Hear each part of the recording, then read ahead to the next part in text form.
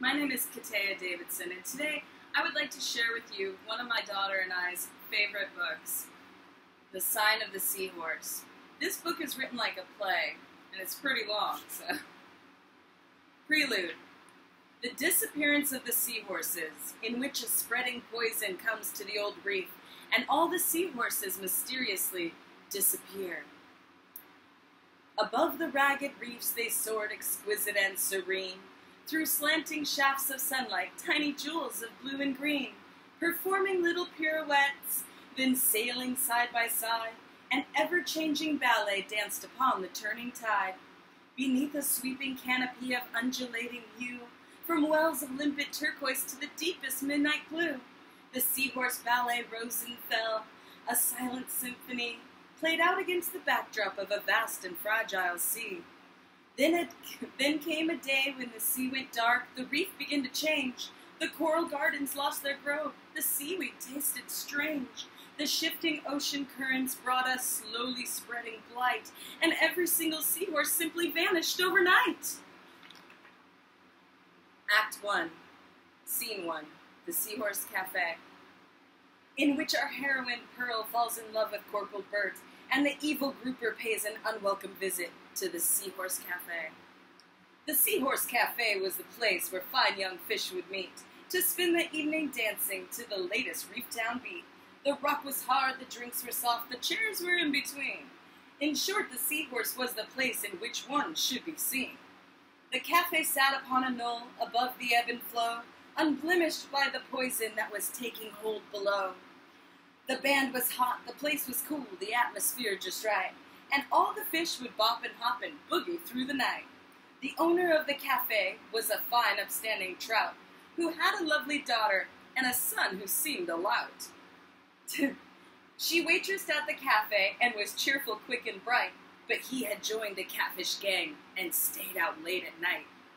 Despite the shock of spiky hair and earrings in his snout, young Phineas was really just your normal teenage trout. The catfish gang looked tough and mean, no manners, no respect, but deep inside they meant no harm and dressed up for effect. The daughter, we shall call her Pearl, would often stop and flirt with all the local soldier crabs until she noticed Bert. He looked the part, a clipped mustache, 2 eyes, 8 boots, 1 glove, and Pearl, who couldn't help herself, fell hopelessly in love.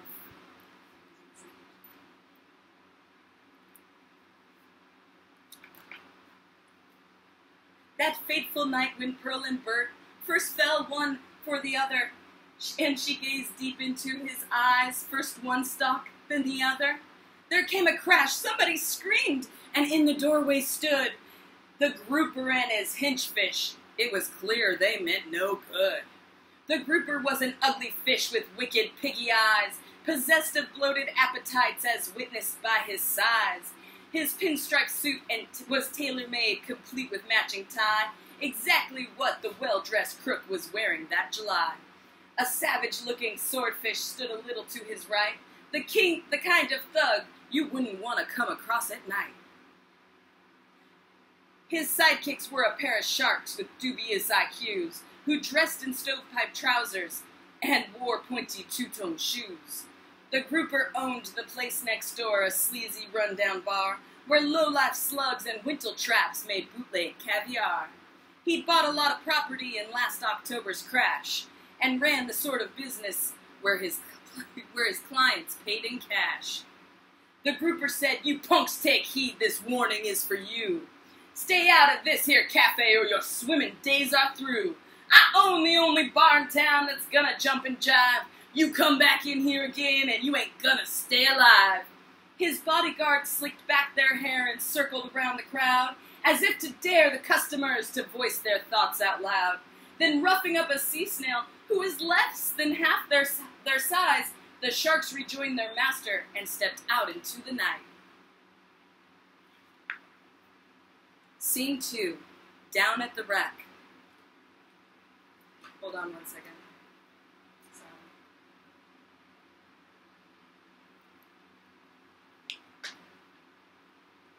In which the catfish gang come face to face with the grouper's sharks. The soldier crabs arrive in the nick of time, and Corporal Burt pins a note to his true love, Pearl. The catfish gang were hanging out down by the local wreck, demolishing the rigging on the starboard upper deck.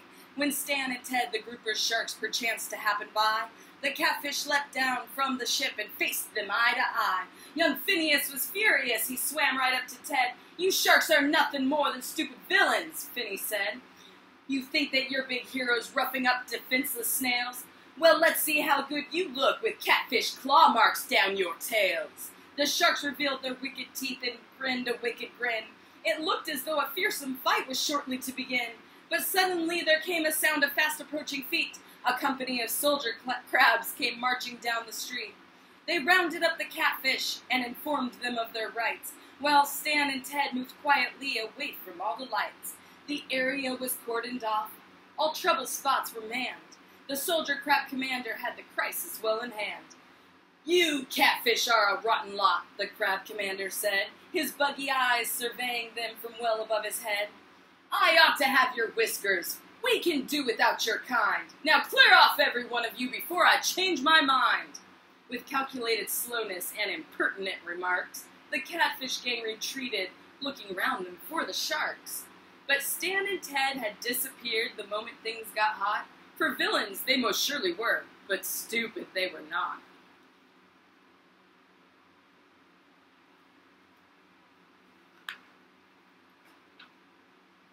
When all of the members of the gang had disappeared from view, the colonel said, "Attention, men, a message has come through.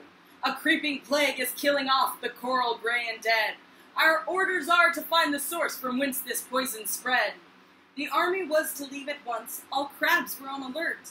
And at this news, a little gasp escaped from Corporal Burt, for in his heart a crack appeared a soulful, lovesick pain, to think that he might never see his true love Pearl again.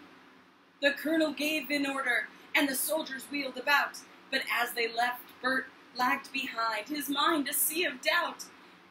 He longed to see his darling Pearl before he went away, and to tell her all the tender things that parting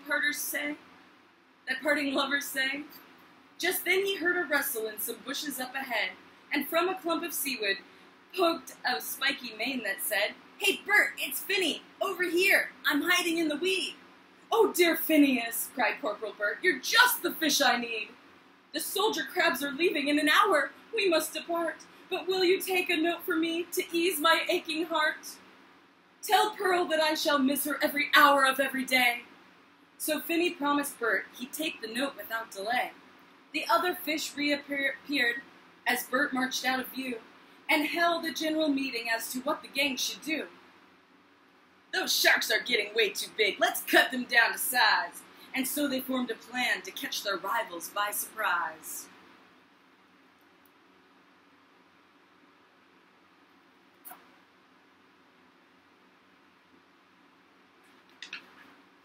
Scene 3. Back at the Seahorse Cafe, in which the unscrupulous grouper acquires the Seahorse Cafe, and Pearl gives Finney a message before embarking on a long journey into the unknown. Back at the Seahorse Cafe, where there was tension in the air, the swordfish, fins akimbo, stood behind the grouper's chair. The grouper watched Pearl's father through a pall of awkward smoke, then leaned across the table, downed some caviar, and spoke. "I am a very patient fish, a fact of which I'm proud, along with every quality with which I am endowed. But patience as a virtue has its limits, you'll agree. I want this contract settled by the time I count to 3. He stood and thrust a pin toward the victim's tired fin. Pearl's father sighed and signed. The poor old trout had given in, and so the grouper came to be the legal licensee of Reevetown's Seahorse Cafe for $1.93. The grouper turned towards them as he headed for the street. "I trust that you're aware of certain costs you'll have to meet. The taxes and the legal fees, expenses underlined. You'll find them in the fine print of the contract you just signed."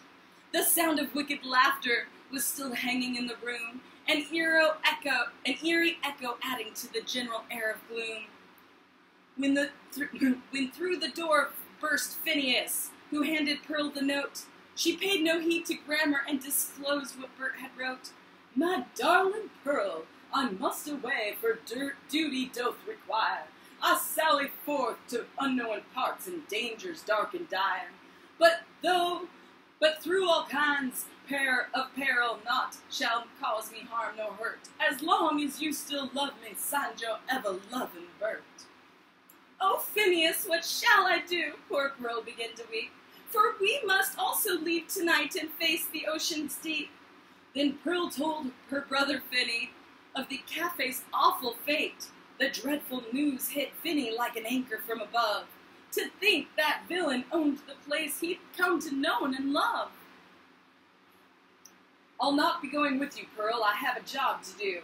That thieving thug has bit far more off than he can chew. With that he turned and made to go, but Pearl called out his name. Dear Finny, what you did for Bert, please do for me the same. Take Bert this note, so he may find the trail that I shall make, a secret path of seahorse signs to mark the road we take.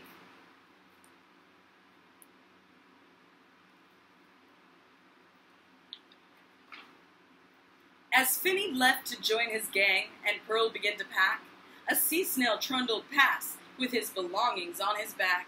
Behind him came his wife and kids, who numbered 24, and as they passed, the sea snail's voice came wafting through the door. This place we used to call our home has really gone to pot, and now on top of all the rest, the reefs begin to rot.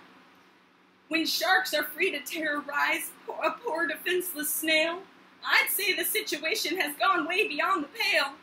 Pearl watched the sea snail catch his breath beneath the cafe lights and grumbled to himself about the lack of shellfish rights. Then called to him, We too must travel roads we do not know. Pray tell, where are you headed, for we know not where to go. He told her of an ad he'd seen in last week's Seaweed Mail, about a distant coral reef with building lots for sale. Outstanding value, close to shops, all coral fresh and clean. It sounded like a bargain, so he bought a lot unseen. The thought of healthy coral, flanked by seaweed lush and long, convinced Pearl and her father they should join the sea snail throng. So turning off the flashing lights and slamming shut the door, they boldly went where no salt water trout had gone before.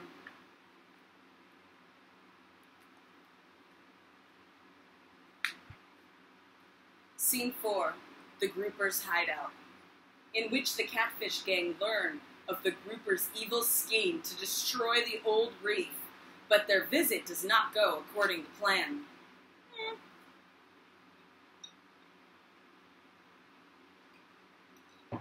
Excuse me. The Groupers' secret hideout lay a little out of town, where stunted weeds grew sparse and drab and all the rocks were brown. From deep within a tangled pile of cars and rusty beams, the grouper ran his business and planned his fishy schemes. An old and toothless tiger shark was posted by the door, but from his creaking chair there came a steady wheezing snore. He looked dreamy and the lookout dreamed uneasy dreams completely unawares, as 7 stealthy catfish crept across the wooden stairs. They peered through the windows, keeping safely out of sight, and watched the scene within, lit by a grimy yellow light. The room was lined with works of art and crates of stolen goods that left no doubt the Groupers' gang was a rotten Robin Hoods. The swordfish sat inscribing his initials on a chair, while Stan and Ted, the Groupers' sharks, combed sump oil through their hair. 3 angelfish sang capella jazz beside the bar, as Groupon Grouper sat and gulped his bootleg caviar. Then, rapping on the table with his jewel-encrusted cane, the Grouper stood and made a speech both arrogant and vain. This evening's celebration marks a most auspicious day. A victory for Grouperdom in every wicked way. The beastly Seahorse Cafe will no longer jump and jive. I'm gonna turn the place into a seedy rundown dive. No lights, no stage, no music, no more funky 3-piece band. The fish will stay away in droves, exactly as I planned. I bought the Seahorse Cafe just to watch the business fold. I plan to see an empty stage, the dance floor bare and cold. It's part of an ingenious plan, my shrewd scheme to date, to make a massive fortune in the field of real estate. Some time ago I bought a reef and advertised it well, but what I really needed was some trick to help it sell. Then from above the poison came, and strange a wondrous sight, 12 giant barrels tumbling through it on a dark and stormy night. They came to rest beside the reef, which soon began to die. It seemed to me a bitter blow dealt cruelly from on high. But then I put my mind to work and came up with a scam to turn my loss to profit. That's the kind of guy I am. I send my boys to do a job, a very secret task, to share the burden round a bit. Is that too much to ask? And so it was the poison spread, as if a tap had turned, which, as you know, is how poor Teddy Dorsal's fin got burned. So now this reef is dying too. It's looking far from fit. The citizens of Reef Town know the time has come to split. They're looking round for someone new before it gets too late. And I've begun to sell my reef at twice the going rate. Of course, when selling property, one uses certain jargon to raise a bit of interest, make it sound like there's a bargain. Outstanding value! Close to shops, these phrases grab attention. Well, minor things like poison somehow fails to get a mention. Some parts of it remain unsold, a coral bed or two. It's cut my profit down a bit, but that will never do. But all those fish who used to hang around that seahorse dive will soon be looking elsewhere for a brand new place to jive. And as for all the poison, it is sure to stop one day, as soon as Ted goes back and turns that valve the other way. I'll wait around the coral beds to regenerate, then I'll sell the old reef back to them as twice as much again.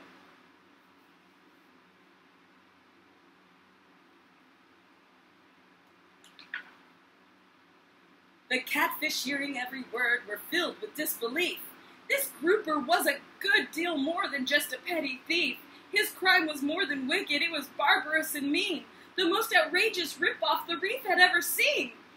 They leapt through the open windows and they crashed through ones that weren't, to teach the sharks a lesson that would never be unlearnt. The angelfish were terrified and darted here and there, while the gutless grouper cowered beneath his chair. The catfish gained the upper hand, but victory was brief. For though the sharks were beaten, there was still the swordfish chief, and he made a lunge at Phineas and caught him by the nose, and wouldn't let him go until the other catfish froze. The game was up, the battle lost, the raiders overthrown. Then Phineas saw his chance and made a breakout on his own. He bit the swordfish on the fin, dropped smartly to the floor, dodged quickly past the startled sharks, and vanished through the door.